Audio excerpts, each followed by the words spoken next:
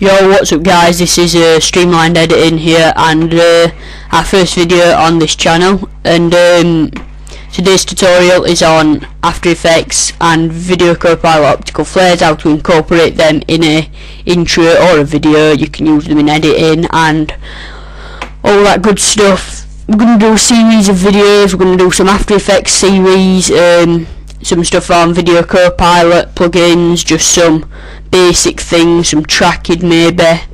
Gonna do some Adobe Photoshop tutorials, some Adobe Illustrator and some Cinema 4D, maybe some Sony Vegas, but I'm not quite sure because I don't really like that program. But this is what we're going to be creating today. If we just move this to the start. This is just a quick intro, by the way, that I made for the purpose of this video. This drops in, our text flies on, URL flies down, and we've got a flare that goes across. Now that seems like it could be hard to do, but it really isn't. As long as you've got the right plugin, it's really easy. So off with composition, new composition. I'm using 1080p because that's the size that my intro was rendered in. 7 seconds long. Click OK. Left with this blank canvas, we're going to go File, Import File. You import whatever you want. I'm just going to go Mercury Render Intro, Open, and I'm going to drag it onto my composition like so.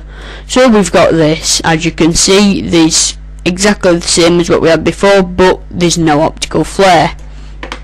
So what we're going to do is set our timeline to where our optical flare is going to be. You don't need to do this, but I find it easier to just do it now than later. So now we've got our timeline set, we're going to right click on our timeline box and click New, Solid.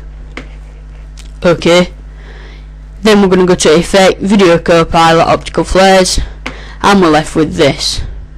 Now you can just move this around in here, but that's a bit boring. Well, it isn't, but it wouldn't look very good. So we're going to click Options, bring up our Optical Flares options. Now I will do a full tutorial on how to use optical flares, what you can do with them, but for the start I'm just going to do a quick one here on animating it. So we're going to click Clear All, like so. Clear.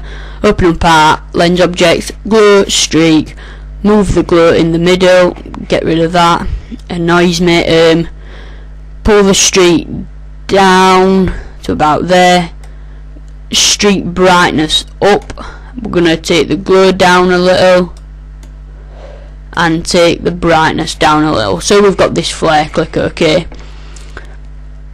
As you can see, this flare is still overhanging our video. We can't see our video.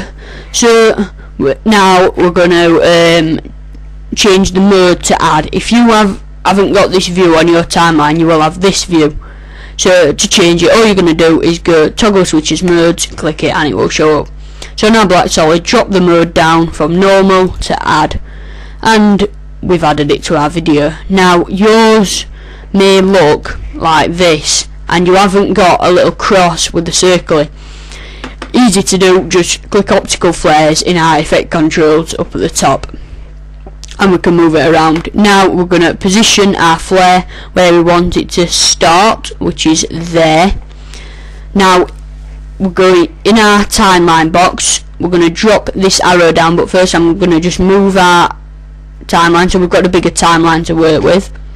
We're going to drop our arrow down, we've got effects and transform.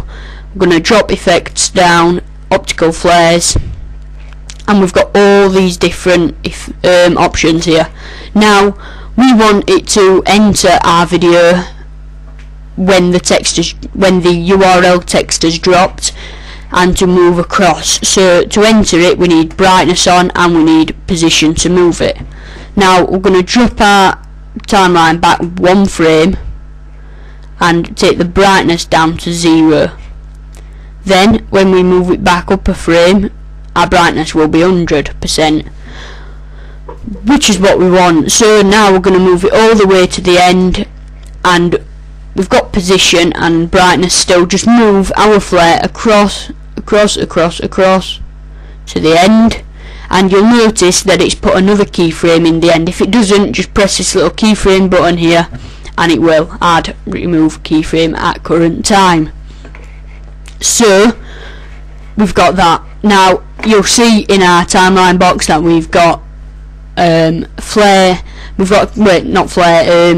keyframes on our timeline. We've got 2 on position and 2 on brightness. We've got one where the on position where the flare is at the start of the box, the left side, and we've got one where it's at the right. That's what we want, obviously. And then we've got 2, if you can see, on brightness where it is 100% and 0%, again what we want. So if we just close this down, you don't need to, but it just looks a bit cleaner. Just drop this down, then we play this through from here, text flies in, got our URL text to drop, and then our flare appears and goes across. Obviously that will look a lot better rendered and with sound effects. That's been today's tutorial. Thanks for watching.